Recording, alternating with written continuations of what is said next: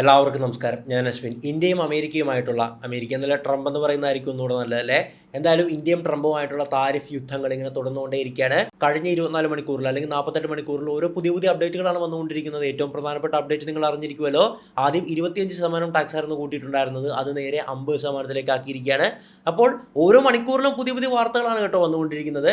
എന്തായാലും നമ്മൾ ഇതുമായി ബന്ധപ്പെട്ട പ്രധാനപ്പെട്ട ചില കാര്യങ്ങളെ പറ്റിയാണ് സംസാരിക്കാൻ പോകുന്നത്. അതായത് ഇന്ത്യയുടെ ഭാഗത്ത് നിന്ന് തുടക്കത്തിൽ ചെറിയൊരു വിജയം കൈവരിച്ചു എന്ന് പറയാൻ പറ്റുന്ന നമ്മുടെ ഭാഗത്ത് വലിയൊരു നേട്ടം തന്നെയാണത്. ഓക്കെ, തുടക്കത്തിൽ കാരണം ട്രംപിന്റെ നിലപാടില്ലായ്മയൊക്കെ തുറന്നു കാണിക്കാൻ പറ്റിയ ഒരിതാണ്. പുള്ളി എന്ന് പറഞ്ഞാൽ ഞാൻ കഴിഞ്ഞ വീഡിയോയിൽ പറഞ്ഞിട്ടുണ്ടായിരുന്നു, ലോകത്തിന്റെ തന്തയാകാൻ ശ്രമിക്കുന്ന ഒരു വ്യക്തിയാണ്. യാതൊരുവിധ നിലപാടുകളോ കാര്യങ്ങളോ ഇല്ല. എല്ലാവരും തന്റെ കാൽക്കീഴിൽ വരണമെന്ന് വിചാരിക്കുന്ന ഒരു വ്യക്തിയാണല്ലേ. അല്ലാതെ അവരുടെ രാജ്യത്തെ സംബന്ധിച്ച് രാജ്യത്തെ മുന്നോട്ട് കൊണ്ടുപോകണം ആ ഒരു പോളിസിയുടെ അടിസ്ഥാനത്തിലൊന്നും അല്ല പുള്ളി കാര്യങ്ങൾ ചെയ്യുന്നത്. അതുകൊണ്ട് നിലപാടുകളൊക്കെ ഈ നമ്മുടെ മലയാളത്തിൽ ചൊല്ലുണ്ട്, അപ്പ കണ്ടവനെ അപ്പ എന്ന് വിളിക്കുക, അതുപോലെ മാറ്റാനും ട്രംപിന് ഒരു മടിയില്ല. ആ ഒരു നിലപാടില്ലായ്മ കാരണം നമുക്കൊരു വിജയമായിട്ട് ചൂണ്ടിക്കാണിക്കാൻ പറ്റിയ ഒരു സംഭവം ഒരു ഐഫോണിലൂടെ നമുക്ക് കിട്ടിയിരിക്കുകയാണ്. അപ്പോൾ എങ്ങനെയാണ് ഒരു ഐഫോൺ ആ ഒരു ഇതിലേക്ക് കടന്നു വന്നത് എന്നതിനെയൊക്കെ പറ്റി നമുക്ക് സംസാരിക്കാം. രണ്ടാമത്തെ കാര്യം എന്തെന്ന് പറഞ്ഞാൽ, ഞാൻ പറഞ്ഞിട്ടുണ്ടായിരുന്നു, റഷ്യ എന്ന് പറയുന്നത് കാലാകാലമായിട്ടുള്ള നമ്മളുടെ സുഹൃത്താണ്. അപ്പോൾ ഈ ഒരു വിഷയത്തിൽ നമ്മൾ റഷ്യയുടെ ഒപ്പം നിൽക്കുകയാണ്, റഷ്യ നമ്മളുടെ ഒപ്പം നിൽക്കുകയാണ്. അപ്പോൾ അതെന്ന് പറയുന്നത് വളരെ പ്രതീക്ഷിച്ചതായിരുന്നല്ലേ. പക്ഷേ അപ്രതീക്ഷിതമായിട്ട് ഒരു രാജ്യം നമുക്ക് പിന്തുണ പ്രഖ്യാപിക്കുകയാണ്. മറ്റാരുമല്ല, ചൈന. അതായത് ഇത് സംഭവിച്ചിരിക്കാൻ സാധ്യതയുള്ളത് ചൈനയും റഷ്യയായിട്ട് നല്ല കമ്പനിയാണ്. റഷ്യയുമായിട്ട് ചൈന ഓയിൽ ഇടപാടുകൾ നടത്തുന്നുണ്ട്. എങ്ങനെയൊക്കെയോ ചൈന പതുക്കെ നമ്മുടെ ഒരു സൗഹൃദ വലയത്തിലേക്ക് ഇങ്ങനെ നീങ്ങി തുടങ്ങിയിരിക്കുകയാണ്. ചരിത്രത്തിൽ ആദ്യമായിട്ട് ചൈന ഒരു ഗ്ലോബൽ ഇഷ്യൂ ആയി ബന്ധപ്പെട്ടുകൊണ്ട് ഇന്ത്യക്ക് പരസ്യമായിട്ടുള്ള പിന്തുണ പ്രഖ്യാപിച്ചിരിക്കുകയാണ്. നമുക്കറിയാം, ചൈന പാകിസ്ഥാനെ വരെ സപ്പോർട്ട് ചെയ്ത് ഇന്ത്യക്കെതിരെ ഉപയോഗിക്കുന്ന ഒരു രാജ്യമാണല്ലേ. അങ്ങനെ ഒരു രാജ്യം ഈ ഒരു അവസരത്തിൽ നമ്മളെ നേരിട്ട് പിന്തുണ പ്രഖ്യാപിക്കുന്ന ഒരു സാഹചര്യത്തിലേക്ക് വന്നിരിക്കുകയാണ്. താങ്ക്സ് ടു ട്രംപ് അല്ലേ. ഇന്ത്യാസ് ഫ്രണ്ട്, നമ്മുടെ മൈ ഫ്രണ്ട് ഇന്ത്യാസ് ഫ്രണ്ട് എന്ന് പണ്ട് മോദിജി വിശേഷിപ്പിച്ചിട്ടുള്ള ആളായിരുന്നു ട്രംപ്. ആ ഒരു ഫ്രണ്ട് തന്നെയാണ് ഇപ്പോൾ നമുക്ക് കട്ടയ്ക്ക് പണിയൊന്നുകൊണ്ടിരിക്കുന്നതല്ലേ. ഞാൻ കഴിഞ്ഞ വീഡിയോയിൽ പറഞ്ഞിട്ടുണ്ടായിരുന്നു, നമുക്കത് ബുദ്ധിമുട്ടുണ്ട് തീർച്ചയായിട്ടും. കാരണം ഏകദേശം 80 ബില്യൻ്റെ ട്രേഡാണ് കയറ്റുമതിയാണ് നമ്മൾ അമേരിക്കയിലേക്ക് നടത്തിക്കൊണ്ടിരിക്കുന്നത്. അപ്പോൾ ആ ഒരു ട്രേഡാണ് അവിടെ ബ്ലോക്ക് ആവുന്നത്. തീർച്ചയായിട്ടും നമുക്ക് പ്രശ്നങ്ങൾ ഉണ്ടാകാം, പക്ഷേ അതിൻ്റെ പോംവഴിയൊക്കെയായിട്ടുള്ള കാര്യങ്ങളൊക്കെ നമ്മൾ ഡിസ്കസ് ചെയ്തിട്ടുണ്ടായിരുന്നു. അപ്പോൾ എന്തായാലും ചൈനയുമായിട്ടുള്ള ഈ സൗഹൃദ വലയം നമുക്ക് ഗുണം ചെയ്യുമെന്ന് നമുക്ക് പ്രതീക്ഷിക്കാം ഭാവിയിൽ. അപ്പോൾ ഒന്നാലോചിച്ച് നോക്കുക, നമ്മുടെ പ്രധാനമന്ത്രി ചൈനയിലേക്ക് പോകാൻ പോവുകയാണ്. അതുപോലെ തന്നെ റഷ്യൻ പ്രസിഡന്റ് വ്ളാഡിമിർ പുടിൻ ഇന്ത്യയിലേക്ക് വരാൻ പോവുകയാണ്. ഇപ്പോൾ കഴിഞ്ഞ ദിവസം നമ്മുടെ ദേശീയ സുരക്ഷാ ഉപദേഷ്ടാവായിട്ടുള്ള അജിത് ഡോവലുമായിട്ട് പുടിൻ നേരെ പോയി കയ്യൊക്കെ കൊടുത്ത് മീറ്റ് ചെയ്തിട്ടുണ്ടായിരുന്നു. അപ്പോൾ അജിത് ഡോവൽ റഷ്യയിൽ പോയിട്ടുണ്ടായിരുന്നു. അപ്പോൾ പുടിൻ ഇങ്ങോട്ട് വരുന്നുണ്ട് തുടങ്ങിയ വിവരങ്ങളൊക്കെയാണ് നമുക്ക് മാധ്യമങ്ങളിലൂടെ അറിയാൻ സാധിച്ചതല്ലേ. ഇവിടെ നമ്മൾ മനസ്സിലാക്കേണ്ടത്, ലോകത്തിന്റെ ഒരു പൊളിറ്റിക്കൽ പവറുകൾ മൊത്തത്തിൽ അങ്ങോട്ടും ഇങ്ങോട്ടും ഷഫിളാകാൻ പോവുകയാണ്. ഒരു പുതിയ ഗ്ലോബൽ ഓർഡർ ക്രിയേറ്റ് ചെയ്യപ്പെടുകയാണ്. അതായത് ഇത്രയും കാലം നമ്മൾ അമേരിക്ക ഒരുപാട് കാര്യങ്ങൾക്ക് ഡിപ്പെൻഡ് ചെയ്തിരുന്നു, മറ്റൊരുപാട് ലോകരാജ്യങ്ങളും അമേരിക്കയെ ഡിപ്പെൻഡ് ചെയ്തിരുന്നു എക്സ്പോർട്ടിനും ഇമ്പോർട്ടിനൊക്കെ വേണ്ടിയിട്ട്. പക്ഷേ ആരും വെല്ലുവിളിക്കാൻ ഇന്നേവരെ തയ്യാറുമായിരുന്നില്ല. കാരണം വെല്ലുവിളിച്ച് കഴിഞ്ഞ് കഴിഞ്ഞാൽ ഇതുപോലെ ടാക്സ് കൂട്ടി ഒരുപാട് ഉപരോധത്തിൽ അഴുത്തുക, അങ്ങനെ ഒരുപാട് പ്രശ്നങ്ങളൊക്കെ അമേരിക്ക ചെയ്യുമായിരുന്നു, പ്രത്യേകിച്ച് ട്രംപിന്റെ ഭരണകാലത്തല്ലേ. എന്നാൽ അതിനെ വെല്ലുവിളിക്കാനായിട്ട് ഒരു സംഘം തീരുമാനിച്ചിരിക്കുകയാണ്. മറ്റാരുമല്ല, ബ്രിക്സ് ആണ്. ബ്രിക്സ് ഉച്ചകോടി എന്നൊക്കെ കേട്ടിട്ടില്ലേ. Russia, India, China, south Africa എന്നാണ്. ഇതുകൂടാതെ മറ്റ് 5 രാജ്യങ്ങൾ കൂടെ വന്നിട്ടുണ്ട്. അങ്ങനെ മൊത്തം 10 രാജ്യങ്ങളുണ്ട് ബ്രിക്സിൽ. ഈ ബ്രിക്സ് ഈ വെള്ളക്കാരെ, നമ്മുടെ അമേരിക്കയൊക്കെ വെല്ലുവിളിച്ചുകൊണ്ട് പുതിയൊരു ഗ്ലോബൽ പവറായിട്ട് മാറാൻ പോകുന്നതിൻ്റെ സൂചനയാണ് നമ്മൾ കണ്ടിട്ടുണ്ടായിരുന്നത്. ഒന്ന് ആലോചിച്ച് നോക്കിയേ, ഒരു 2 മാസം മുമ്പ് ഇത് നിങ്ങളോട് പറഞ്ഞിരുന്നെങ്കിൽ നിങ്ങൾ വിശ്വസിക്കുമോ? ഇന്ത്യ പുതിയൊരു കരുക്കൾ നീക്കി തുടങ്ങി എന്ന് പറഞ്ഞിരുന്നെങ്കിൽ ഇല്ല. ഈ വിഷയം വന്നപ്പോഴാണ് നമ്മളുടെ രാജ്യം ഈ ഇന്ത്യക്ക് ഇപ്പോൾ ബ്രിക്സുമായിട്ട് എന്താണ് ഇത്രത്തോളം വലിയ ഇടപാടുകളും കാര്യങ്ങളെന്നൊക്കെ അന്വേഷിക്കുന്നത്.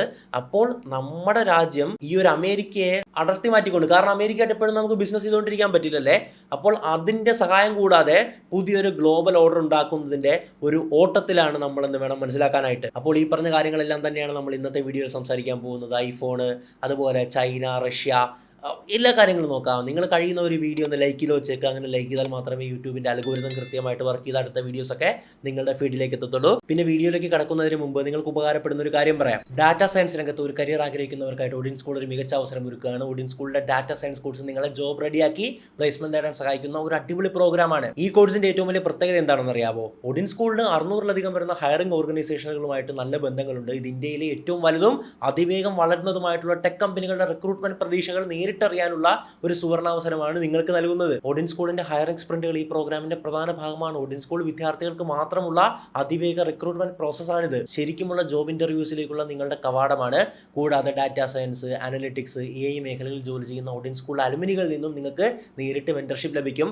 കരിയർ മാറ്റങ്ങൾ, ഇന്റർവ്യൂ വിജയം, വ്യവസായത്തിലെ വളർച്ച എന്നിവയിൽ അവർ നിങ്ങളെ നയിക്കും. Career gap, career upgrade, salary hike, career launch എന്നിങ്ങനെ ഏത് കരിയർ മാറ്റത്തിനും ഈ കോഴ്സ് നിങ്ങളെ സഹായിക്കുന്നു. കോഴ്സ് കഴിഞ്ഞാൽ ജോലികൾ കണ്ടെത്താനായിട്ട് ഒരു പ്രത്യേക ജോബ് പോർട്ടലും ഓഡിൻ സ്കൂൾ നൽകുന്നുണ്ട്. എല്ലാ മാസവും നിരവധി ജോബ് ഡ്രൈവുകൾ നടക്കുന്നുണ്ട്. ഈ പ്രോഗ്രാമിൽ 200 മണിക്കൂറിലധികം വരുന്ന ലൈവ് ഓൺലൈൻ ക്ലാസുകൾ, ഹാൻഡ്സ് ഓൺ പ്രോജക്റ്റുകൾ, ഒരു ക്യാപ്സ്റ്റോൺ അസൈൻമെന്റ് എന്നിവ ഉൾപ്പെടുന്നു. റെസ്യൂമെ ഹെൽപ്പ്, അതുപോലെ മോക്ക് ഇന്റർവ്യൂകൾ, ലിങ്ക്ഡിൻ ഒപ്റ്റിമൈസേഷൻ എന്നിവ ഉൾപ്പെടെ സമഗ്രമായിട്ടുള്ള കരിയർ സപ്പോർട്ടും നിങ്ങൾക്ക് ലഭിക്കും. ഒരു ബാച്ചിലർ ഡിഗ്രി ഉള്ള ആർക്കും തന്നെ അപേക്ഷിക്കാം. മുൻപ് കോഡിംഗ് എക്സ്പീരിയൻസ് ഇല്ലെങ്കിലും പ്രശ്നമില്ല. ഇതൊരു ബിഗിനർ ഫ്രണ്ട്ലി കോഴ്സാണ്. അടിപൊളി പ്ലേസ്മെന്റ് സാധ്യതകളും മെന്റർഷിപ്പ് അവസരങ്ങളും കാരണം സീറ്റുകൾ പെട്ടെന്ന് ഇറങ്ങിയാണ്. നിങ്ങൾ ഡാറ്റാ സയൻസിൽ ഒരു കരിയറിനായിട്ട് ഗൗരവമായിട്ട് ശ്രമിക്കുന്നുണ്ടെങ്കിൽ ഇപ്പോൾ തന്നെ അപേക്ഷിക്കാനുള്ള സമയമാണ്. ഓഡിൻ സ്കൂൾ നിങ്ങളെ ഡാറ്റാ സയൻസ് പഠിപ്പിക്കുക മാത്രമല്ല അതിലൊരു കരിയർ കെട്ടിപ്പടുക്കാൻ നിങ്ങളെ സഹായിക്കുകയും ചെയ്യും. ഇതിൽ ജോയിൻ ചെയ്യാനുള്ള ലിങ്ക് ഡിസ്ക്രിപ്ഷൻ ബോക്സിലും കമന്റ് ബോക്സിലും പിൻ ചെയ്ത് വെച്ചേക്കാം. നമുക്ക് വിഷയത്തിലേക്ക് വരാം. ആദ്യം നമുക്ക് നോക്കാം.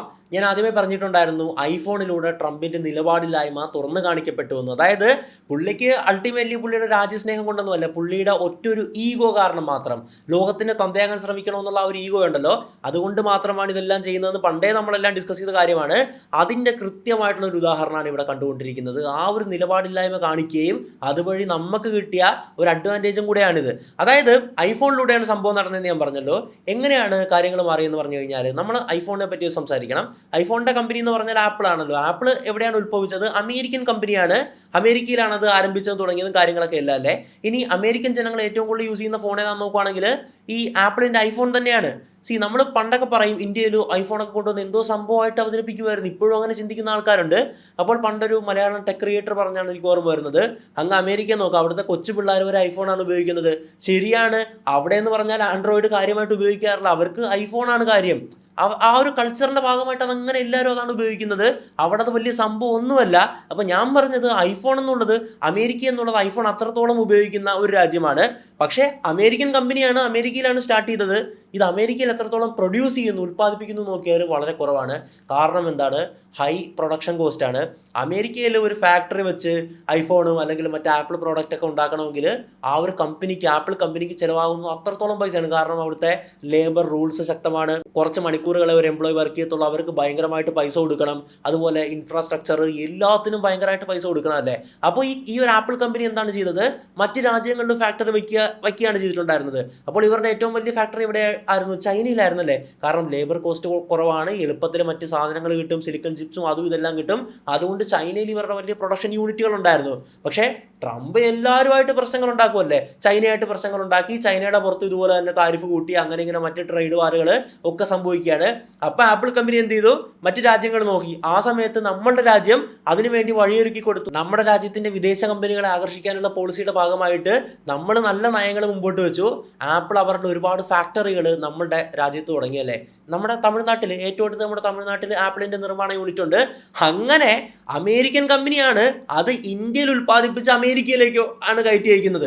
ചൈനയിൽ നിന്ന് അവർക്ക് പോരേണ്ടി വന്നതിന്റെ കാരണം എന്താണ്? ചൈനയിലും പ്രശ്നങ്ങളുണ്ടായി, അതുപോലെ തന്നെ ടാക്സ് കൂട്ടിയാൽ കൂടാത്തൊരവസ്ഥയിലേക്ക് വന്നു. അങ്ങനെയാണ് ഇന്ത്യയിലേക്ക് വന്നത്. ഇന്ത്യയിൽ ഒരുപാട് ഫാക്ടറീസ് ഒക്കെ വെച്ചിട്ട് ഇന്ത്യയിൽ ഐഫോൺ നിർമ്മിച്ചിട്ട് അമേരിക്കയിലേക്ക് കയറ്റി അയക്കുന്നു. കാരണം അമേരിക്കയിൽ അത്രത്തോളം യൂസേഴ്സ് ഉണ്ട്, ഉപഭോക്താക്കളുണ്ട്. മാത്രമല്ല അവരുടെ ഒരു പ്രത്യേകത എന്തെന്ന് പറഞ്ഞാൽ ഓരോ പുതിയ മോഡൽ ഓരോ വർഷമൊക്കെ ലോഞ്ച് ചെയ്യുമല്ലോ, അതിലേക്ക് അവർ അപ്ഡേറ്റ് ചെയ്യാറുണ്ട്. അവർ പുതിയ ഫോൺ മേടിക്കാറുണ്ട്. നമ്മളെപ്പോലെ 4-5 വർഷമൊന്നും ഒരു ഫോണൊന്നും യൂസ് ചെയ്യത്തില്ല. അപ്പോൾ ഇവിടെ സംഭവിച്ചത് എന്താണ്?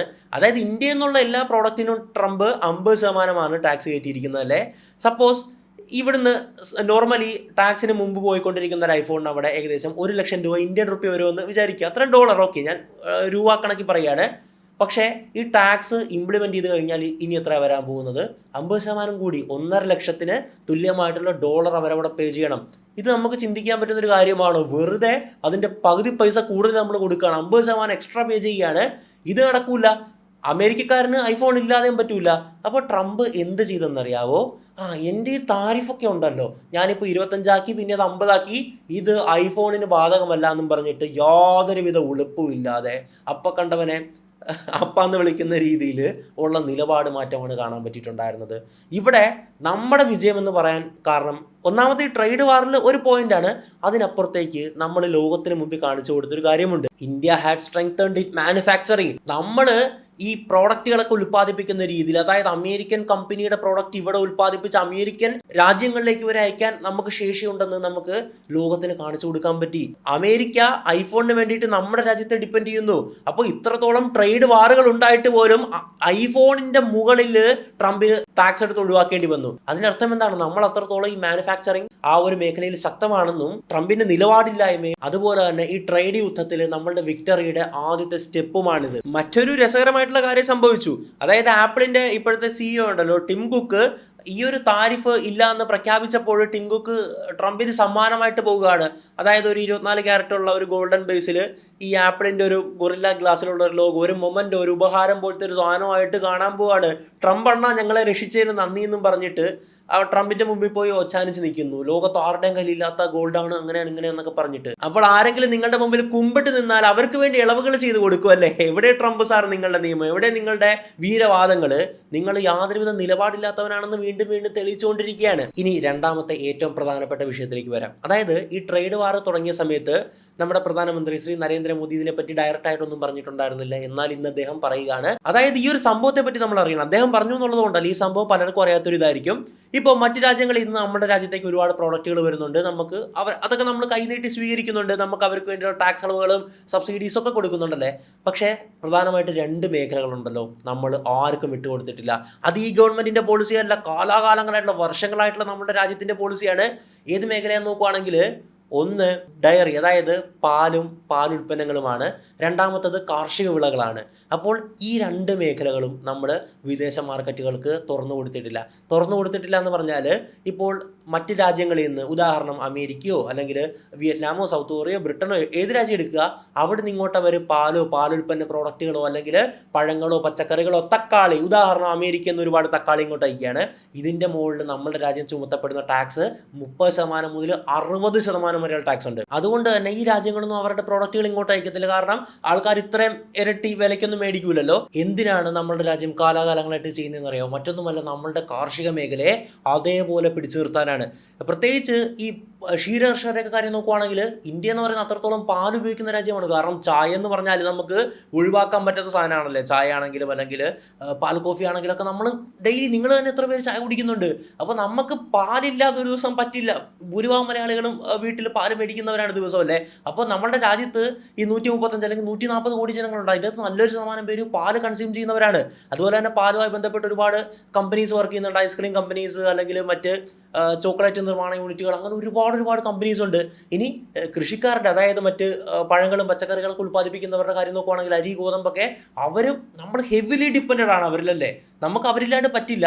അപ്പോൾ ഒന്നാലോചിച്ച് നോക്കുക. അതാണ് ഞാൻ തുടങ്ങിയത്. നമ്മളുടെ പ്രധാനമന്ത്രി ഡയറക്റ്റായിട്ട് കാര്യം പറഞ്ഞു തുടങ്ങിയെന്നും പറഞ്ഞാണല്ലേ. അദ്ദേഹം ഈ ക്ഷീര കർഷകരോടും പഴങ്ങളും പച്ചക്കറികളും മറ്റു ധാന്യങ്ങളൊക്കെ ഉൽപ്പാദിപ്പിക്കുന്ന കർഷകരോടും അതുപോലെ തന്നെ മറ്റ് പശുക്കളെയും ആടുകളെയൊക്കെ വളർത്തുന്ന ആ ഒരു ആൾക്കാരോടൊക്കെ ആയിട്ടായിരുന്നു പറഞ്ഞിട്ടുണ്ടായിരുന്നത്. ട്രംപ് ഉദ്ദേശിക്കുന്നത് അവിടെ ഉൽപ്പാദിപ്പിക്കുന്ന തക്കാളിയൊക്കെ ഉണ്ടല്ലോ, 0 ടാക്സിന് ഇവിടെ വിൽക്കണം. നമുക്ക് ഞാൻ പറഞ്ഞു, നമ്മൾ ടാക്സ് 30 മുതൽ 60% വരെ ടാക്സ് വെച്ചിട്ടുണ്ട് ഈ 2 കാര്യങ്ങൾക്ക് വേണ്ടിയിട്ടല്ലേ. കാരണം മറ്റു രാജ്യങ്ങൾ ഇന്ത്യയിലേക്ക് കൈകടത്താതിരിക്കാൻ വേണ്ടിയിട്ടാണ്. അപ്പോൾ ട്രംപിൻ്റെ ഉദ്ദേശം എന്ന് പറഞ്ഞാൽ ഇന്ത്യ ഇത് ഓപ്പൺ ആക്കി കൊടുക്കണം. ഈ 2 മാർക്കറ്റും, പാൽ മാർക്കറ്റും പച്ചക്കറി പഴങ്ങൾ ധാന്യ മാർക്കറ്റും ഉണ്ടല്ലോ, 0 ടാക്സ് ആക്കി കൊടുക്കണം. അങ്ങനെ കൊടുത്തു കഴിഞ്ഞാണല്ലോ നമ്മളുടെ രാജ്യം കടുത്ത പ്രതിസന്ധിയിലേക്കായിരിക്കും പോകാൻ പോകുന്നത്. അമേരിക്കയുടെ കയ്യിൽ ധാരാളം പൈസ ഉണ്ട്. ഇപ്പോൾ ജിയോ ചെയ്തെന്താണ്, ജിയോയുടെ കയ്യിൽ, അംബാനിയുടെ കയ്യിൽ നല്ല പൈസ ഉണ്ട്. അതുകൊണ്ട് തന്നെ ഫ്രീ ആയിട്ട് എത്ര കാലം net കൊടുത്തല്ലേ, 5G 4G net free ആയിട്ട് കൊടുക്കുകയാണ്. എത്ര കോസ്റ്റ് വന്നിട്ടുണ്ടാകും അദ്ദേഹത്തിന് പൈസ ഉള്ളതുകൊണ്ട് ചെയ്യാൻ പറ്റും. അതുപോലെ തന്നെയാണ് അമേരിക്കയുടെ കാര്യങ്ങൾ. അപ്പോൾ ജിയോ വന്നപ്പോഴെന്ത് പറ്റി? പല കമ്പനികളും പ്രതിസന്ധിയിലായല്ലേ. വോഡാഫോണും ഇന്ത്യക്കും പിടിച്ചിരിക്കാൻ പറ്റാത്ത ലയിക്കേണ്ടി വന്നു. എയർടെൽ ആണെങ്കിൽ സ്ട്രഗിൾ ചെയ്തുകൊണ്ടിരിക്കുകയാണ്. VI ഇപ്പോഴും സ്ട്രഗിളിംഗ് ആണ്, കമ്പൈൻ ചെയ്തിട്ട് പോലും അല്ല, മെർജ് ചെയ്തിട്ട് പോലും. അപ്പോൾ ഇത് തന്നെ സംഭവിക്കും. അമേരിക്കയുടെ നല്ല പൈസ ഉള്ളതുകൊണ്ട് അവർ ഇങ്ങോട്ട് സാധനങ്ങൾ വളരെ വിലക്കുറച്ച് ഇവിടുത്തെ ജനങ്ങൾക്ക് വിലക്കുറച്ച് കൊടുക്കും. അങ്ങനെ നമ്മളുടെ നാട്ടിലെ കർഷകർ വലിയ പ്രതിസന്ധിയിലാവും. വലിയൊരു കൊളാപ്സിലേക്ക്, നമ്മളുടെ എക്കോണമിക് കൊളാപ്സിലേക്ക് വരെ പോകാൻ സാധ്യതയുള്ള ഒരു സാധനമാണ് ഈ ഒരു പാലോ അല്ലെങ്കിൽ പാലധിഷ്ഠിത ഉൽപ്പന്നങ്ങളിലോ പച്ചക്കറികൾ പഴങ്ങൾ ധാന്യങ്ങൾ ഇതിലൊക്കെയുള്ള ടാക്സ് നമ്മൾ കുറച്ച് കൊടുത്താൽ നമ്മളത് ചെയ്യില്ല. അത് തല പോയാലും വേണ്ടില്ല, അത് എനിക്ക് നഷ്ടം സംഭവിച്ചാലും വേണ്ടില്ല, ഞാനത് ചെയ്യില്ല എന്നാണ് ഇപ്പോൾ നമ്മളുടെ രാജ്യം എടുത്തിട്ടുള്ള തീരുമാനം. നമ്മളുടെ ഗവൺമെൻറ് എടുത്തിട്ടുള്ള തീരുമാനം ഏറ്റവും നല്ല തീരുമാനമാണ്. ഇത്രയും വലിയ പ്രതിസന്ധി ഉണ്ടായി. ശരിയാണ്, നമുക്ക് 80 ബില്യൻ്റെ നഷ്ടം ട്രേഡ് നഷ്ടമാണ് വരാൻ പോകുന്നത്. ഒരു വർഷം ഏകദേശം ശരാശരി 80 ബില്യൺ. 1 ബില്യൺ എന്ന് പറഞ്ഞാൽ 8400 കോടിയാന്ന് ആലോചിച്ച് നോക്കുക. അപ്പോൾ അതേ ഇൻറ്റു 80 കൊടുത്തു നോക്കുക, എത്ര കോടിക്കണക്കിന് രൂപയുടെ ട്രേഡാണ് നമ്മൾ എക്സ്പോർട്ടിങ് കയറ്റുമതി ചെയ്യുന്ന അമേരിക്കയിലേക്കല്ലേ. എന്നിട്ട് പോലും നമ്മൾ ഈ ഒരു മേഖലയിലുണ്ടല്ലോ ഒരു തരി പോലും പിന്നോട്ട് പോകാൻ തയ്യാറായില്ല എന്നുള്ളത് നമ്മളുടെ രാജ്യത്തിൻ്റെ ഏറ്റവും ശക്തമായിട്ടുള്ള തീരുമാനങ്ങളിലൊന്നാണ്. നമ്മളുടെ രാജ്യത്ത് അത്രത്തോളം കർഷകരുണ്ട്. ഇപ്പോൾ നമ്മുടെ തലമുറയിലാണ് കേരളത്തിൽ കുറച്ച് കർഷകരുള്ളത്. ഒരു 2 തലമുറ അപ്പുറത്തേക്ക് നോക്കുകയാണെങ്കിൽ അവരിൽ ഭൂരിഭാഗം പേരും കർഷകരായിരുന്നു. നോർത്ത് ഇന്ത്യയൊക്കെ ബേസ് ചെയ്ത് അമ്മാതിരി കർഷകരുണ്ട്. അവരെന്ന് നമ്മൾ ട്രംപിന് ബലിയാടാക്കി കൊടുക്കില്ല. പണ്ട് ഗാന്ധിജി പറഞ്ഞ പോലെ തന്നെ ഇന്ത്യയുടെ ആത്മാവെന്ന് പറയുന്നത് ഈ കർഷകരിൽ അല്ലെങ്കിൽ കാർഷിക മേഖല തന്നെയാണ്. ശരിയാണ്, അത് തന്നെയാണ് സത്യം. ഒരു പ്രശ്നം കൂടെ ഉണ്ട് കേട്ടോ, നമ്മൾ പറയാൻ വിട്ടുപോയത്. അതായത് ഞാൻ പറഞ്ഞു $80 ബില്യൺ എക്സ്പോർട്ട് ട്രേഡ് നമുക്ക് നഷ്ടപ്പെടും. ഓക്കെ, പക്ഷെ അതോടൊപ്പം വരുന്ന മറ്റൊരു പ്രശ്നം എന്തെന്നാൽ ഒരുപാട് അമേരിക്കൻ കമ്പനീസ് ഇന്ത്യയിൽ ഫാക്ടറി വെച്ചിട്ട്, കാരണം ഇന്ത്യയിൽ ലേബർ ചീപ്പാണ്, എളുപ്പത്തിൽ അവർക്ക് റോ മെറ്റീരിയൽസ് ഒക്കെ അവൈലബിൾ ആണ്, അതുകൊണ്ട് തന്നെ ഇവിടെ നിർമ്മിക്കുന്നു, മറ്റു രാജ്യങ്ങളിലേക്ക് അയക്കുന്നു. ഇപ്പോൾ ഐഫോൺ പോലത്തെ തന്നെ ഉദാഹരണം അല്ലേ. ഇപ്പോൾ മറ്റൊരു നല്ല ഉദാഹരണം പറയുവാണെങ്കിൽ പ്യൂമയുടെ ടീഷർട്ടൊക്കെ നിങ്ങൾ അല്ലെങ്കിൽ ഷൂസൊക്കെ കണ്ടിട്ടുണ്ടാവും അല്ലേ. ഈ പ്യൂമയുടെ ടീഷർട്ട് ഉൽപ്പാദിപ്പിക്കുന്ന ടയർ 1 കേന്ദ്രങ്ങൾ നമ്മുടെ ഇന്ത്യയിലുണ്ട്. പ്യൂമയുടെ ഫാക്ടറികൾ, മാനുഫാക്ചറിങ് ഫാക്ടറികൾ എന്ന് ഓർത്താൽ മതി. അപ്പോൾ എന്താ സംഭവിക്കുക, പ്യൂമയുടെ ടീഷർട്ട് അമേരിക്കയിലേക്ക് പോയാൽ അമേരിക്കയിൽ അതിനൊരു 1000 രൂപയാണ് വരുന്നതെന്ന് ആലോചിച്ച് നോക്കുക. ഇനി മുതൽ 1500 എന്ന് പറഞ്ഞു കഴിഞ്ഞാൽ ആരെങ്കിലും മേടിക്കുകയോ ഇല്ല. അപ്പോൾ പ്യൂമ കമ്പനിക്ക് ഇന്ത്യയിൽ ഫാക്ടറി വെച്ചുകൊണ്ട് ലാഭമുണ്ടോ? ലാഭമെന്ന് മാത്രമല്ല, നഷ്ടം മാത്രമേ ഉള്ളൂ. കാരണം ഇവിടുന്ന് പോകുന്ന പ്രൊഡക്റ്റ് മറ്റ് ആരും മേടിക്കാൻ പോകുന്നില്ല, കമ്പനി നഷ്ടത്തിലാവും. കമ്പനി ലാഭം ഉണ്ടാക്കാനാണല്ലോ ഇങ്ങോട്ട് വരുന്നത്. അപ്പോൾ കമ്പനി എന്ത് ചെയ്യും? കമ്പനി ഇവിടുന്ന് ഷിഫ്റ്റ് ചെയ്യും അല്ലേ. ഇപ്പോൾ ഒരു ഉദാഹരണം പറയുവാണെങ്കിൽ, ഞാൻ ഉദാഹരണമാണ് പറയുന്നത്, കറക്റ്റ് ടാക്സ് ഒന്നുമല്ല. ബംഗ്ലാദേശ് എടുക്കുക. ബംഗ്ലാദേശിൽ ക്ലോത്തിങ് ഒക്കെ അത്രത്തോളം ചീപ്പാണ്. ഏറ്റവും കൂടുതൽ ക്ലോത്തിങ് പ്രൊഡ്യൂസ് ചെയ്യുന്ന രാജ്യങ്ങളൊന്ന് ബംഗ്ലാദേശാണ്. തുണിത്തരങ്ങൾ, ഇപ്പോൾ ഡെക്കാത്തലോണിലേക്ക് വരുന്ന ഒരുപാട് പ്രോഡക്റ്റുകൾ മെയ്ഡ് ഇൻ ബംഗ്ലാദേശ് എന്ന് എഴുതിയിരിക്കുന്നത് കാണാൻ പറ്റും. അപ്പോൾ ഉദാഹരണം നോക്കുക, ട്രംപ് ബംഗ്ലാദേശിന്റെ പുറത്ത് ഇമ്പോസ് ചെയ്തിട്ടുള്ള ഈ ഒരു താരിഫ് വളരെ കുറവാണ്. അപ്പോൾ ഈ കമ്പനികൾ എന്ത് ചെയ്യും? നേരെ ബംഗ്ലാദേശിലേക്ക് പോകും. ഉദാഹരണം, പ്യൂമ നേരെ ബംഗ്ലാദേശിലേക്ക് പോകും. അപ്പോൾ നഷ്ടമാർക്കാണ്? നമുക്ക് ട്രേഡ് നഷ്ടപ്പെടുന്നു, ഈ കമ്പനികളാണ് നമ്മുടെ നാട്ടിലേക്ക് പോകുന്നത്, മറ്റ് രാജ്യങ്ങളിലേക്ക് പോകുന്നത് അല്ലേ. അങ്ങനെ ഒരുപാട് അമേരിക്കൻ കമ്പനീസ് നമ്മുടെ നാട്ടിൽ ഫാക്ടറി ഇട്ട് പ്രവർത്തിക്കുന്നുണ്ട്. അവരൊക്കെ അങ്ങോട്ട് പോവുകയാണ്. അമേരിക്കൻ കമ്പനീസ് മാത്രമല്ല കേട്ടോ, ഞാൻ അമേരിക്കൻ കമ്പനീസ് എന്ന് പറഞ്ഞുകൊണ്ട് നിങ്ങൾക്ക് ഒരു കൺഫ്യൂഷൻ ഉണ്ടാകാം. മറ്റൊരുപാട് കമ്പനീസ് ഉണ്ടാകും. പ്രധാനപ്പെട്ട ഒരു അവരുടെ എക്സ്പോർട്ടിംഗ് എന്നുള്ള അമേരിക്കയിലേക്ക് ആയിരിക്കും. അപ്പോൾ അവർക്ക് നഷ്ടം വരും. അപ്പോൾ അവരിവിടുന്ന് മാറും. അൾട്ടിമേറ്റ്ലി മറ്റ് വിദേശ കമ്പനീസൊക്കെ ഉണ്ടല്ലോ, പതുക്കെ ഇവിടുന്ന് മാറാനുള്ള ഒരു സാധ്യതയാണ് കൂടാൻ പോകുന്നത്. അവർ UAE-യിലേക്കോ മെക്സിക്കോയിലേക്കൊക്കെ പോകാനുള്ള ഒരു ചർച്ച അങ്ങനെ നടക്കുന്നുണ്ട് ശരിക്കും പറഞ്ഞാൽ. ഇനി അടുത്തത് ചൈനയുമായി ബന്ധപ്പെട്ടൊരു കാര്യം പറയാനുണ്ട്. അതായത് ഒരുപാട് ജേർണലിസ്റ്റുകളൊക്കെ ട്രംപിനോട് ചോദിക്കുന്നുണ്ട്, അല്ല നിങ്ങളിപ്പോൾ പറയുന്നത് ഇന്ത്യ റഷ്യയുമായിട്ട് എണ്ണ കച്ചവടം നടത്തുന്നു, അതുകൊണ്ടാണ് നിങ്ങൾ ഇത്രയും ടാക്സ് ഇമ്പോസ് ചെയ്യുന്നതെന്നൊക്കെയാണല്ലോ. അങ്ങനെയാണെങ്കിൽ റഷ്യ ഏറ്റവും കൂടുതൽ ട്രേഡ് നടത്തുന്ന മറ്റൊരു രാജ്യമാണ് ചൈന. ചൈനയുടെ മേളിൽ എന്തുകൊണ്ട് ഇത്രയും ടാക്സ് നിങ്ങൾ ചെലുത്തുന്നില്ല? എന്തുകൊണ്ടാണ് നിങ്ങൾക്ക് ഇന്ത്യയായിട്ട് ഇത്രയും പ്രശ്നം എന്നൊക്കെ ചോദിക്കുന്നുണ്ട്. അപ്പോൾ ശരിയാണ്, ചൈനയും റഷ്യയായിട്ട് നല്ല സൗഹൃദത്തിലാണ്. അവരും ഒരുപാട് ഓയിൽ കച്ചവടം നടത്തുന്നുണ്ട്, നമ്മൾ നടത്തുന്നുണ്ട്. പക്ഷെ നമുക്ക് മാത്രമേ ഇത്ര ടാക്സ് കൂടുതലല്ലേ. അപ്പോൾ ട്രംപ് പറയുന്നത് വെയിറ്റ് ആൻഡ് സീ എന്നാണ്, കാത്തിരുന്ന് കാണുമെന്നുള്ളതാണ്. അപ്പോൾ പുള്ളി ആക്ച്വലി എപ്പോഴും ഒരു സൈക്കോ പോലെയാണ് പെരുമാറാറുള്ളത്. പുള്ളിയോട് നമുക്ക് ലോജിക്കലി ഒന്നും തർക്കിച്ച് ജയിക്കാൻ പറ്റില്ല. കാരണം പുള്ളിയുടെ ഈഗോ നോക്കി പുള്ളി കാര്യങ്ങൾ ചെയ്യും. അപ്പോൾ വെയിറ്റ് ആൻഡ് സീ എന്നുകൊണ്ട് ഉദ്ദേശിക്കുന്നത് ചൈനയ്ക്ക് മേലെയുള്ള ടാക്സ് കൂട്ടുപോകുന്നത് ഇന്ത്യക്ക് മേലെ ഇനി 50% നിന്ന് വീണ്ടും ടാക്സ് കൂട്ടുപോകുന്നൊന്നും അറിയില്ല. മാത്രമല്ല ഇവിടെ രണ്ടാമത് വരുന്ന ഏറ്റവും വലിയ പ്രശ്നം എന്താണെന്നറിയാവോ? സെക്കൻഡറി സാങ്ഷൻ എന്ന് പറയും. ഇപ്പോൾ നമ്മൾ വിചാരിക്കും, ഞാൻ കഴിഞ്ഞ വീഡിയോയിൽ പറഞ്ഞിട്ടുണ്ടായിരുന്നു, അതായത് അമേരിക്കയിലേക്ക് നമുക്ക് പ്രോഡക്റ്റ് കയറ്റി അയക്കാൻ പറ്റുന്നില്ലെങ്കിൽ ആ പ്രോഡക്റ്റ് നമുക്ക് മറ്റ് രാജ്യങ്ങളിലേക്ക് അയക്കാമെന്നല്ലേ. പക്ഷേ ട്രംപ് ഒരു രീതി എന്ന് പറഞ്ഞു കഴിഞ്ഞാൽ മറ്റ് രാജ്യങ്ങളെ ഭീഷണിപ്പെടുത്തുന്ന ഒരു സിസ്റ്റമാണ്. ഇപ്പോൾ നമ്മളെന്തും പറഞ്ഞാൽ ഭീഷണിപ്പെടുത്തുന്നത്, ട്രംപിന് റഷ്യയുമായിട്ട് പ്രശ്നമുണ്ട്, അപ്പോൾ നമുക്ക് പ്രശ്നമില്ല, നമ്മുടെ സൗഹൃദ രാജ്യമാണല്ലേ. പക്ഷേ ട്രംപിന് പ്രശ്നമുള്ളതുകൊണ്ട് ഇന്ത്യ റഷ്യയുമായിട്ട് ട്രേഡ് ചെയ്യരുതെന്ന്. ഇത് തന്നെ മറ്റു രാജ്യങ്ങളുടെ കാര്യത്തിലും, അല്ലെങ്കിൽ ഇനി ഈ ഒരു ലോജിക്ക് തന്നെയാണ് അപ്ലൈ ചെയ്യാൻ പോകുന്നത്. അതാണ് സെക്കൻഡറി സാങ്ഷൻ. അതായത് ട്രംപിന് ഇന്ത്യയുമായിട്ട് പ്രശ്നമുണ്ട്, അതുകൊണ്ടും നിങ്ങളുണ്ടല്ലോ, അതായത് മറ്റു രാജ്യങ്ങളെ ചൂണ്ടി നിങ്ങൾ ഇന്ത്യയുമായിട്ട് ട്രേഡ് ചെയ്യരുതെന്ന് പറയും. അതായത് ഞാൻ കഴിഞ്ഞ വീഡിയോയിലൊക്കെ പറഞ്ഞിട്ടുണ്ടായിരുന്നു, നമുക്ക് പ്രോഡക്റ്റ് മറ്റു രാജ്യങ്ങളിലേക്ക് അയക്കാമെന്നല്ല. പക്ഷേ സെക്കൻഡറി സാങ്ഷൻ വന്നാൽ ഇങ്ങനെയായിരിക്കും കാര്യങ്ങൾ വരാൻ പോകുന്നത്. ട്രംപ് ആ രാജ്യങ്ങളോട് പറയും, നിങ്ങൾ ഇന്ത്യയുമായിട്ട് ട്രേഡിൽ ഏർപ്പെടുവാണെങ്കിൽ, അല്ലെങ്കിൽ ഇന്ത്യയിൽ നിന്ന് കയറ്റുമതി ചെയ്യപ്പെടുന്ന പ്രോഡക്റ്റിന്റെ മേൽ ഞാൻ പറയുന്ന പോലെ ടാക്സ് കൂട്ടിയില്ലെങ്കിൽ ഞാൻ നിങ്ങളുടെ പേരിൽ വീണ്ടും ടാക്സ് കൂട്ടുമെന്ന് പറയും. എങ്ങനെയാണോ റഷ്യയുമായിട്ടുള്ള പ്രശ്നത്തിൽ ഇന്ത്യ വലിച്ചഴിച്ച് അയാളുടെ ചൊൽപ്പടിക്ക് നിൽക്കണമെന്ന് പറഞ്ഞത്, അതുപോലെ തന്നെ ഇന്ത്യയുമായിട്ടുള്ള പ്രശ്നത്തിൽ മറ്റു രാജ്യങ്ങളെ വലിച്ചഴിച്ച് ആ രാജ്യങ്ങളോട് ഇയാളുടെ ചൊൽപ്പടിക്ക് നിൽക്കണമെന്ന് പറയും. ഉദാഹരണം, നമ്മൾ ഇന്ത്യയിൽ നിന്ന് പ്രതിവർഷം $80 ബില്യൺ വസ്തുക്കൾ അമേരിക്കയിലേക്ക് കയറ്റി അയക്കുന്നു എന്ന് ഞാൻ പറഞ്ഞല്ലോ. അതിൽ ഏറ്റവും കൂടുതൽ കയറ്റി അയക്കുന്ന വസ്തു ഏതാണെന്ന് നിങ്ങൾക്ക് അറിയാവോ? മറ്റൊന്നുമല്ല, ഈ വജ്രങ്ങൾ, പ്രഷ്യസ് ആയിട്ടുള്ള രത്നങ്ങളൊക്കെ ഇല്ലേ, ഈ പവിഴം, മരതകം എന്നൊക്കെ പറയുന്ന സാധനങ്ങളില്ലേ, ആ ഒരു പ്രഷ്യസ് സ്റ്റോൺസും ആ ഒരു ജുവൽസൊക്കെയാണ് നമ്മൾ ഏറ്റവും കൂടുതൽ കയറ്റി അയക്കുന്നത് കേട്ടോ. എന്തായാലും ഈ സാധനങ്ങളൊക്കെ നമ്മൾ ഇനി മുതൽ UK-യിലേക്ക്, യുണൈറ്റഡ് കിങ്ഡത്തിലുള്ള രാജ്യങ്ങളിലേക്ക് അയക്കാൻ തീരുമാനിക്കുകയാണ്. അപ്പോൾ ട്രംപ് എങ്ങനെ ഇടപെടാൻ പോകുന്നത്? ഈ രാജ്യങ്ങൾ നിങ്ങളുണ്ടല്ലോ ഇന്ത്യയിൽ നിന്ന് സാധനം എടുക്കുകയാണെങ്കിൽ ഒന്നെങ്കിൽ ഞാൻ പറയുന്നത് പോലെ 50% ടാക്സ് കൂട്ടുക, അല്ലെങ്കിൽ നിങ്ങളുടെ മേലിൽ ഇതുപോലെ ഞാൻ ടാക്സ് കൂട്ടുമെന്ന് പറഞ്ഞ് UK രാജ്യങ്ങളെ ഭീഷണിപ്പെടുത്തും. അപ്പോൾ UK അമേരിക്കയിലേക്ക് പ്രൊഡക്റ്റ് അയക്കാൻ പറ്റില്ല. ഇതുപോലെ നമ്മൾ വന്ന അതേ പ്രതിസന്ധി അവരും വരും. ഇതിനെയാണ് സെക്കൻഡറി സാങ്ഷൻ എന്ന് പറയുന്നത്. UK എന്ന് പറഞ്ഞാലും ഒന്ന് ആലോചിച്ച് നോക്കണേ, പരിതാപകരമാണ് അവരുടെ അവസ്ഥ. ഒരു കാലത്ത് ലോകത്തെ അടക്കി ഭരിച്ചിരുന്ന ആ ഒരു രാജ്യങ്ങളല്ലേ, അവിടെ നിന്നായിരുന്നു ഫുള്ള് ഒരു പവർ എന്ന് പറയുന്നത്, ഒരു ഗ്ലോബൽ പവർ എന്ന് പറയുന്നത്. അവരിന്ന് രണ്ടും വെള്ളക്കാരാണ്, പക്ഷെ അവരിന്ന് ട്രംപിൻ്റെ മുമ്പിൽ കുമ്പിട്ട് നിൽക്കേണ്ട അവസ്ഥ വളരെ ദാരുണം തന്നെയാണ്. അപ്പോൾ എന്തായാലും സെക്കൻഡറി സാങ്ഷൻ വന്നു കഴിഞ്ഞാൽ അതൊരു പ്രശ്നം തന്നെയാണ്. ഇനി ചൈന ഇന്ത്യക്ക് ഒരു പിന്തുണ കൊടുത്തു എന്ന് ഞാൻ പറഞ്ഞിട്ടുണ്ടായിരുന്നല്ലോ അല്ലേ, അത് ഡയറക്റ്റായിട്ട് ഒരു ചൈനീസ് ഒഫീഷ്യൽ തന്നെ ട്വിറ്ററിൽ പോസ്റ്റ് ചെയ്തിട്ടുണ്ട്. യൂജിങ് എന്നാണ് പേര്. യൂജിങ് നമ്മുടെ ചൈനീസ് എംബസി ടു ഇന്ത്യയുടെ ഒഫീഷ്യൽ സ്പോക്കർ പേഴ്സൺ ആണ്. അപ്പോൾ യൂജിങ് ഒഫീഷ്യലി ട്വിറ്റർ എക്സിൽ ഒരു പോസ്റ്റ് ഇടുകയാണ്. അതായത് ഇന്ത്യൻ പരമാധികാരത്തിന് മറ്റൊരു രാജ്യത്തിനും വില പറയാൻ പറ്റില്ല, നിങ്ങൾക്ക് ഇന്ത്യയായിട്ട് എത്ര ബന്ധമുണ്ടെങ്കിലും ഇന്ത്യയുടെ ഫോറിൻ പോളിസിയിൽ ആർക്കും കൈകടത്താൻ അവകാശമില്ല, നടക്കത്തുമില്ല എന്നാണ് യൂജിങ്, അതായത് ചൈനീസ് എംബസി ഉദ്യോഗസ്ഥ ഒഫീഷ്യലി പോസ്റ്റ് ചെയ്തിട്ടുണ്ടായിരുന്നത്. അതിനിപ്പോൾ ഒരു രസകരമായിട്ടുള്ളൊരു പടമുണ്ട്. ഇപ്പോൾ ഇന്ത്യ കാണിച്ചിരിക്കുന്ന ആനയായിട്ടാണ്. ഇപ്പോൾ ചൈന ഒരു ഡ്രാഗൺ ആയിട്ട് കാണിക്കുമല്ലേ, അതുപോലെ തന്നെ ഇന്ത്യ കാണിച്ചിരിക്കുന്നത് ശക്തനായിട്ടുള്ള ഒരു ആനയായിട്ടാണ്. അൺജസ്റ്റിഫൈഡ്, അൺറീസണബിൾ എഴുതിയിട്ടുണ്ട്. അതുപോലെ തന്നെ അമേരിക്കയുടെ കൈ താരിഫ് എന്ന് പറയുന്ന ഒരു മുള്ളു ബാറ്റ് കൊണ്ട് നമ്മളെ അടിക്കുകയാണ്. പക്ഷെ നമ്മൾ ഒരു കരുത്തനായിട്ടുള്ള ആനയെ പോലെ പാറ പോലെ ഇങ്ങനെ കുലുങ്ങാതെ നിൽക്കുന്ന ഒരു കാർട്ടൂൺ ചിത്രവും അവർ പങ്കുവച്ചിട്ടുണ്ടായിരുന്നു. ഞാൻ പറഞ്ഞ പോലെ തന്നെ ചൈനയുമായിട്ടുള്ള സൗഹൃദം എവിടെ നിന്നാണ് വന്നതെന്ന് നോക്കുവാണെങ്കിൽ പ്രശ്നം എങ്ങനെയാണ് വന്നത്? റഷ്യ വഴിയാണല്ലോ വന്നത്. റഷ്യയുമായിട്ടുള്ള എണ്ണക്കച്ചവടം അതൊക്കെ ഒരു കാരണം മാത്രമാണ് ആക്ച്വലി. അപ്പോൾ എന്തായാലും റഷ്യയെ നമ്മൾ സപ്പോർട്ട് ചെയ്തു. റഷ്യ എന്ന് പറഞ്ഞാൽ ചൈനയുമായിട്ട് സുഹൃത്താണ്. അങ്ങനെ ചരിത്രത്തിൽ ആദ്യമായിട്ട് ഒരു ഗ്ലോബൽ ഇഷ്യൂവിന് ചൈന നമുക്ക് ഒഫീഷ്യലി ഒരു സപ്പോർട്ട് രേഖപ്പെടുത്തിയിരിക്കുകയാണ്. നമുക്ക് തുടക്കത്തിൽ പ്രതിസന്ധി ഉണ്ടാകും, സംശയമില്ല, അത് നിങ്ങൾ മനസ്സിൽ വെച്ചു. അല്ലാതെ നമുക്ക് എല്ലാം പുഷ്പം പോലെ അങ്ങോട്ട് നേടിയെടുക്കാൻ സാധിക്കില്ല. നമുക്ക് ആദ്യം പ്രതിസന്ധി ഉണ്ടാകും, പക്ഷേ ഇൻ ദ ലോങ് ടേം ഉണ്ടല്ലോ നമുക്ക് കാര്യങ്ങൾ മൊത്തത്തിൽ മാറ്റിമറിക്കാൻ പറ്റും. പതുക്കെ അമേരിക്ക ഈ ഗെയിമിൽ നിന്ന് ഔട്ടാവുന്ന ഒരു രീതിയിലേക്ക് ഈ രാജ്യങ്ങളെല്ലാം ഒരുമിച്ച് വിചാരിച്ചാൽ നടക്കാവുന്നതേ ഉള്ളൂ, സംഭവിക്കാവുന്നതേ ഉള്ളൂ. ലോകത്തിന്റെ ശക്തി കേന്ദ്രം ഈ രാജ്യങ്ങളിലേക്ക് മാറാൻ സഹായിച്ച ട്രംപിന് ഒരുപാട് നന്ദി എന്നേ ഈ അവസ്ഥയിൽ പറയാൻ സാധിക്കത്തുള്ളൂ. പക്ഷേ ഇവിടെ നമ്മൾ മനസ്സിലാക്കേണ്ടത് ട്രംപിന്റെ ഈ നയമുണ്ടല്ലോ, അവിടുത്തെ തന്നെ പല ഗവൺമെന്റ് ഒഫീഷ്യലും ട്രംപിന്റെ തന്നെ പാർട്ടിയിലുള്ളവരൊക്കെ തന്നെ വിമർശിക്കുകയാണ്. കാരണം ഇയാളൊരു ഭ്രാന്തനെ പോലെയാണ് എപ്പോഴും പെരുമാറുന്നത്. തോന്നിയ കാര്യങ്ങൾ തോന്നിയ പോലെ ചെയ്യുക, അങ്ങനെ ഭയങ്കര ഒരു ലോജിക്കോ കാര്യങ്ങളോ ഒന്നുമില്ല. അല്ലെങ്കിൽ പുള്ളി പറയും രാജ്യത്തെ സംരക്ഷിക്കാനാണ്, ഇല്ല, പുള്ളിയുടെ ഒരൊറ്റൊരാളുടെ ഈഗോയുടെ പുറത്ത് കാര്യങ്ങൾ ഓടിക്കുന്ന വ്യക്തിയാണ് ട്രംപ് എന്നുള്ളത്. ഇപ്പോൾ അവിടുത്തെ ഒരു ലോക്കൽ പൊളിറ്റീഷ്യൻ നിക്കി ഹാലിയൊക്കെ ഇയാളെ വിമർശിച്ചിട്ടുണ്ടായിരുന്നു. അവിടുത്തെ മാധ്യമങ്ങൾ വിമർശിക്കുന്നുണ്ട് ട്രംപിനെ.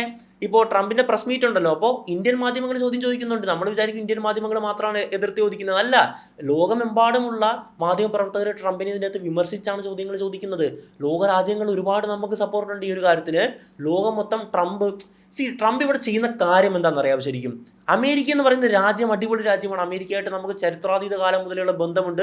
ഒരുപാട് വർഷങ്ങൾ കൊണ്ടാണ് ആ ബന്ധം നമ്മൾ അത്രത്തോളം ദൃഢമാക്കിയെടുത്തത്. ഒരുപാട് ട്രേഡും കാര്യങ്ങൾ നടക്കുന്നുണ്ട്. ഒരുപാട് ഇന്ത്യക്കാർ, എന്തോരം മലയാളികൾ അവിടെ ജോലി ചെയ്യുന്നു, അവിടെ താമസിക്കുന്നു, അവിടുത്തെ സിറ്റിസണായിട്ട് മാറുന്നു. അപ്പോൾ വലിയ ബന്ധമാണ് ഈ രണ്ട് രാജ്യങ്ങൾ തമ്മിലുള്ളതല്ലേ. അവിടുത്തെ ജനങ്ങൾക്ക് നമ്മളൊക്കെ കാര്യമാണ്, ഓക്കെ, നമ്മൾ മിങ്കിളിൽ ജീവിക്കുകയാണ്. പക്ഷേ ഈ ഒറ്റൊരുത്തം കാരണമുണ്ട് ഇതെല്ലാം തൊലയ്ക്കുകയാണ്. അതായത് നമ്മൾ പറയാറില്ലേ, പാൽപ്പായസത്തിൽ ഒരു തരി വിഷം കലത്തിയാൽ മതി, അത് മൊത്തം പോയി. ഇതാണ് ട്രംപ്. 0.001 കീടാണെന്ന് പറയത്തില്ലേ, അതാണ് ട്രംപ്. ആ ഒരു മൊത്തം നശിപ്പിക്കും. അമേരിക്കയും അവരെത്രയും വർഷങ്ങളായിട്ടുള്ള ബന്ധം എന്തിനാണ് ഇയാൾ തുലയ്ക്കുന്നത്? ഇന്ത്യ ആയിട്ട് മാത്രമാണെങ്കിൽ പോട്ടെ, അല്ല, ഒരുപാട് രാജ്യങ്ങളുമായിട്ട് ഇത് തന്നെയല്ലേ പ്രശ്നം. ചൈനയുമായിട്ടും മറ്റു രാജ്യങ്ങളുമായിട്ടും എല്ലാവരുമായിട്ടും ഈ ഒരു ഒറ്റ ഒരാൾ ചേർന്ന് പ്രശ്നമുണ്ടാക്കുകയാണ്. ഇവിടെയാണ് നമ്മുടെ നാട്ടിലെ ജനാധിപത്യത്തിൻ്റെ ഒരു ബ്യൂട്ടി സത്യം പറഞ്ഞാൽ മനസ്സിലാകുന്നത്. ഇതുപോലെയൊക്കെ ഒരൊറ്റ ഒരാൾക്ക് കയറി അങ്ങോട്ട് എല്ലാ തീരുമാനങ്ങളും എടുക്കാൻ പറ്റില്ല. അത്രത്തോളം ഒരുപാട് പ്രൊസീജിയേഴ്സിലൂടെ കടന്നു പോകണമല്ലേ. ഇത് ട്രംപ് ഭ്രാന്തനെ പോലെ, നല്ല തീരുമാനങ്ങളാണെങ്കിൽ പോട്ടെ, ലോകരാജ്യങ്ങളുമായിട്ടുള്ള എല്ലാ ബന്ധങ്ങളും നശിപ്പിച്ച് അമേരിക്കയെ പടുകുഴിയിലേക്ക് തള്ളിയിടുന്ന തീരുമാനങ്ങളാണ് ഇയാൾ എടുത്തുകൊണ്ടിരിക്കുന്നത്. എന്നിട്ട് പറയുന്നത് രാജ്യത്തെ രക്ഷിക്കാനാണ്. അല്ല, ഇനി ഒരു 3.5 വർഷമല്ലേ, 3-4 വർഷം കൂടെ ഉണ്ടെന്ന് തോന്നുന്നു എനിക്ക് ട്രംപിൻ്റെ ഭരണം. അപ്പോൾ അത്രയും കൂടെ നമ്മൾ സഹിക്കണം ട്രംപിനെ. അപ്പോൾ പല കമ്പനികളും പല ലോക നേതാക്കളും പുള്ളി ഒന്ന് അധികാരം ഒഴിഞ്ഞു പോകാൻ വേണ്ടി നോക്കിയിരിക്കുകയാണ്. മൈ ഫ്രണ്ട്, ഇന്ത്യാസ് ഫ്രണ്ട് ഇന്ത്യക്കിട്ട് നല്ലതുപോലെ പണിതിരിക്കുകയാണ്. ലോകരാജ്യങ്ങളെ മൊത്തം വെറുപ്പിക്കുകയാണ്. ട്രംപ് ഇന്ത്യക്ക് നേരെ മറ്റൊരു ആരോപണം ഉന്നയിച്ചത്, അതായത് അടിസ്ഥാനമൊന്നുമില്ല, വെറുതെ അങ്ങോട്ട് പറഞ്ഞേക്കാണ്, ഇന്ത്യ റഷ്യയുടെ കയ്യിൽ നിന്ന് എണ്ണ മേടിച്ചിട്ട് ഇന്ത്യ മറ്റ് രാജ്യങ്ങളിൽ ഇന്റർനാഷണൽ മാർക്കറ്റിൽ വില കൂട്ടി വിൽക്കുകയാണെന്നുള്ളതാണ്. അങ്ങനെ ലോകമെമ്പാടുമുള്ള ഈ ഓയിൽ ട്രേഡിനെ ഇന്ത്യ തകർക്കുകയാണെന്നൊക്കെയുള്ള കാര്യമാണ് പറഞ്ഞത്. ഇത് വെറും അടിസ്ഥാനരഹിതമാണ്. നമ്മൾ ഓയിൽ മേടിച്ചിട്ട് നമുക്ക് തികയുന്നില്ല. നമ്മൾ 140 കോടി ജനങ്ങളുണ്ട്, ഈ ജനങ്ങൾക്ക് തികയുന്നില്ല ഈ സാധനം എന്നുള്ളത്. നമ്മുടെ രാജ്യത്ത് ഈ പെട്രോളിയം പ്രോഡക്റ്റ് അത്രത്തോളം കൺസ്യൂം ചെയ്യപ്പെടുന്നുണ്ട്. അത് മാനുഫാക്ചറിങ്ങിന് വേണ്ടിയിട്ടാണെങ്കിലും അതിൻ്റെ അകത്ത് എന്താ പറയുക, നമ്മുടെ ഫ്യൂലായിട്ട് യൂസ് ചെയ്യാനാണെങ്കിലും അല്ലെങ്കിൽ ഇന്ധനം, മറ്റ് സ്ഥലങ്ങളിൽ ഇന്ധനം, എവിടെയാണെങ്കിലും നമുക്ക് തികയുന്നില്ലാത്ത സാധനമാണ് നമ്മൾ വില കൂട്ടി വിൽക്കുക എന്ന് പറയുന്നത്. എന്ത് വെളിവാണ് പുള്ളിക്കുള്ളത്? ഇനി ഞാനൊരു കാര്യം ആലോചിക്കുന്നത്, നമ്മൾ ഉപയോഗിക്കുന്ന ഭൂരിഭാഗം സോഷ്യൽ മീഡിയ ആപ്പുകളും അമേരിക്കൻ മെയ്ഡാണല്ലേ. ഇപ്പോൾ ഗൂഗിള് അമേരിക്കയല്ലേ, ഇൻസ്റ്റാഗ്രാം, ഫേസ്ബുക്ക്, അങ്ങനെ വാട്സാപ്പ് മെറ്റയുടെ കീഴിലാണ്. അപ്പോൾ ഇതൊക്കെ നാളെ ഇയാൾ നിരോധിക്കണമെന്ന് പറയുമോ? പക്ഷേ പറയൂല. കാരണം ഇതിൻ്റെ ഏറ്റവും കൂടുതൽ വലിയ കൺസ്യൂമേഴ്സ് ആരാണ്? അമേരിക്കയാണോ? അല്ല, നമ്മളാണ്, ഇന്ത്യക്കാരാണ്. കാരണം ഇന്ത്യയിൽ ഏറ്റവും കൂടുതൽ ജനസംഖ്യയുള്ള രാജ്യങ്ങളാണല്ലേ. ഇതൊക്കെ നിരോധിക്കുമെന്ന് പറയണമെന്ന് കാണട്ടെ, ചെയ്യില്ല. അപ്പോൾ മറിച്ച് നമുക്ക് ചെയ്യാവുന്നൊരു കാര്യമുണ്ട്. നമ്മൾ ഭൂരിഭാഗം സിസ്റ്റത്തിലും റൺ ചെയ്യുന്ന സോഫ്റ്റ്വെയർ ഏതാണ്? മൈക്രോസോഫ്റ്റ് അല്ലേ. വിൻഡോസ് അല്ലെങ്കിൽ മാക് OS ആണ്. ഇത് രണ്ടും അമേരിക്കൻ OSകളാണ്. ഒരുപാട് അമേരിക്കൻ സോഫ്റ്റ്വെയറുകളാണ് നമ്മൾ ഉപയോഗിച്ചുകൊണ്ടിരിക്കുന്നത്. നമ്മൾ പതുക്കെ ഇന്ത്യൻ സോഫ്റ്റ്വെയറുകളിലേക്ക് തിരിഞ്ഞു കഴിഞ്ഞാൽ ഇവർക്ക് വരാൻ പോകുന്ന നഷ്ടം എത്രയാണെന്നറിയാവോ? ചിന്തിക്കാൻ പറ്റൂല. അതുപോലെ തന്നെ നമുക്കും തിരിച്ചിങ്ങോട്ട് വരാം. നമ്മൾ യൂട്യൂബ് യൂസ് ചെയ്യുന്നുണ്ട്. അത് റവന്യൂവിൻ്റെ കാര്യത്തിലല്ല, നമ്മളുടെ കൺവീനിയൻസിൻ്റെ കാര്യത്തിലാണ്. യൂട്യൂബ് നാളെ ഇതുപോലെ തന്നെ യൂട്യൂബ്, ഞാൻ കുറേ കമ്പനികളുടെ പേര് പറഞ്ഞു, യൂട്യൂബ് പറഞ്ഞില്ലല്ലോ അല്ലേ. ഞാൻ യൂട്യൂബിലൂടെയാണ് സംസാരിക്കുന്നത്. അമേരിക്കൻ കമ്പനിയാണ്.